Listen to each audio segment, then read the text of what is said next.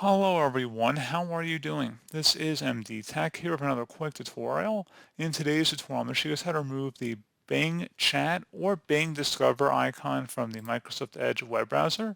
So this should hopefully be a pretty straightforward process here, guys. And without further ado, let's go ahead and jump right into it.